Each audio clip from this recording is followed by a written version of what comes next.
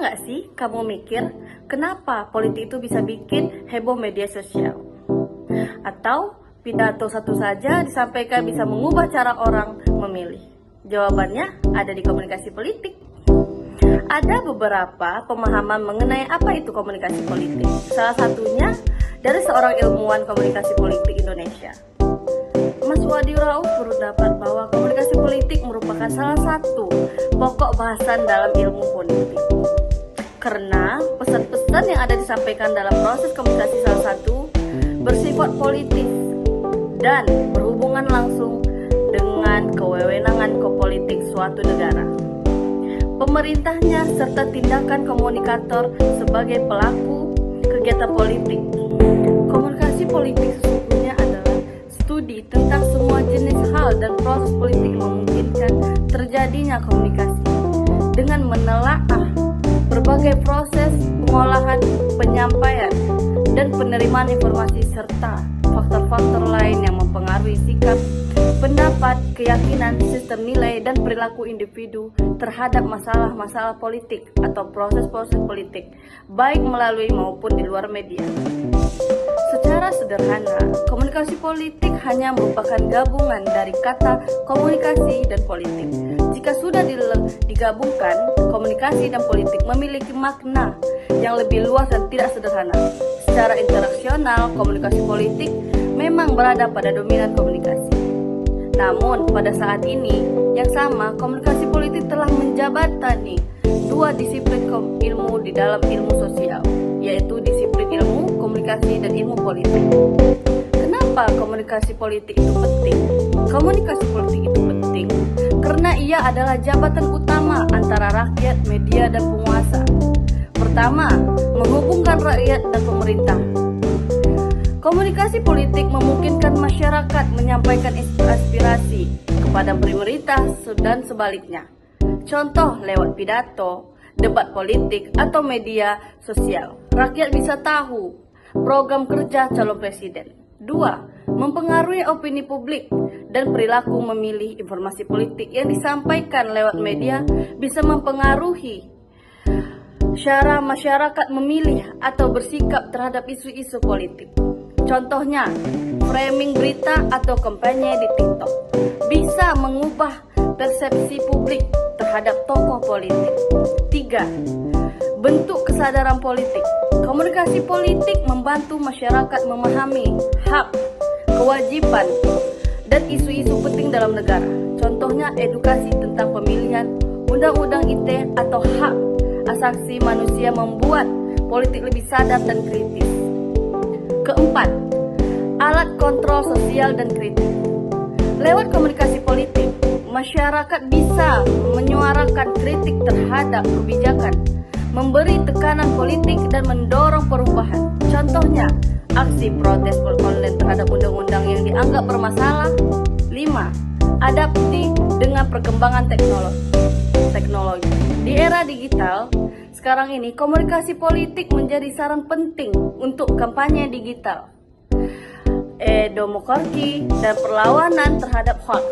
Contohnya, politik sekarang kampanye lewat Instagram, Twitter, YouTube, dan yang lain. Karena itu tempat pemilih mudah berkumpul.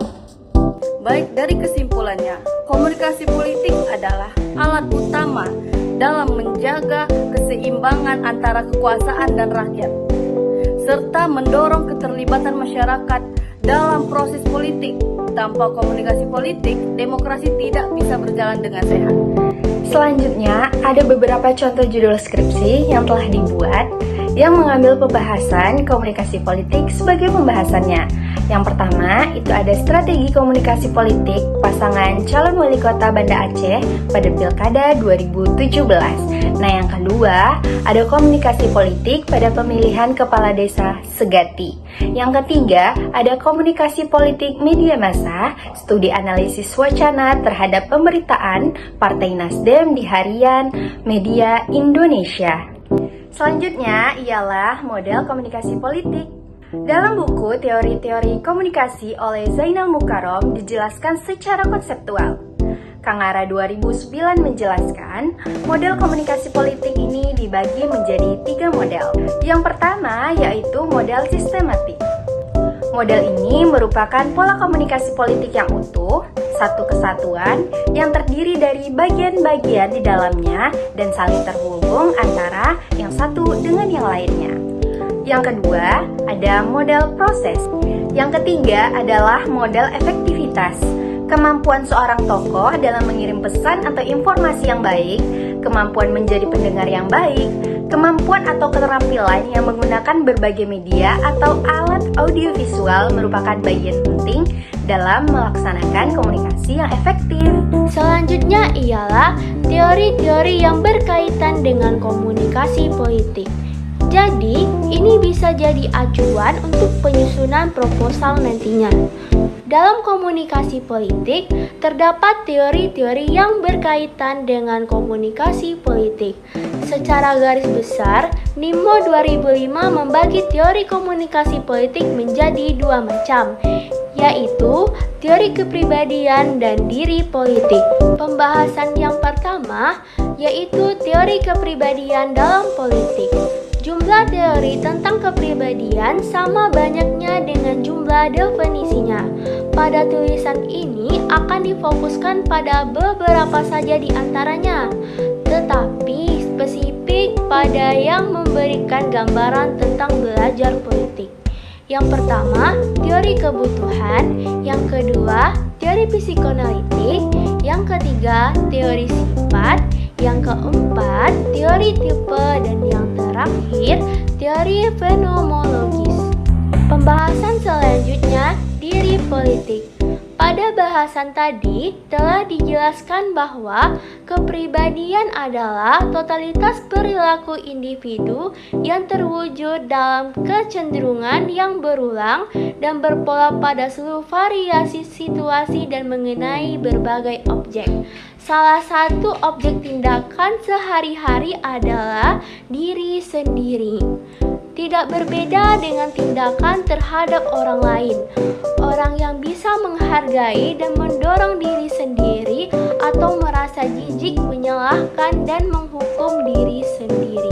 Banyak orang memperoleh diri politik, yakni bagian dari diri sendiri atas paket orientasi individual mengenai politik, sosialisasi politik menghasilkan diri politik. Ada beberapa teori mengenai cara terjadinya hal ini, diantaranya yang pertama teori adaptasi, yang kedua teori perubahan, yang ketiga teori konsistensi, dan yang terakhir teori penjulukan atau labeling teori. Kalau kamu suka isu-isu hangat, suka mengamati berita, debat politik, atau ingin tahu cara mempengaruhi opini publik, komunikasi politik adalah pilihan yang tepat. Yuk gali isu-isu politik dari sudut pandang komunikasi. Terima kasih.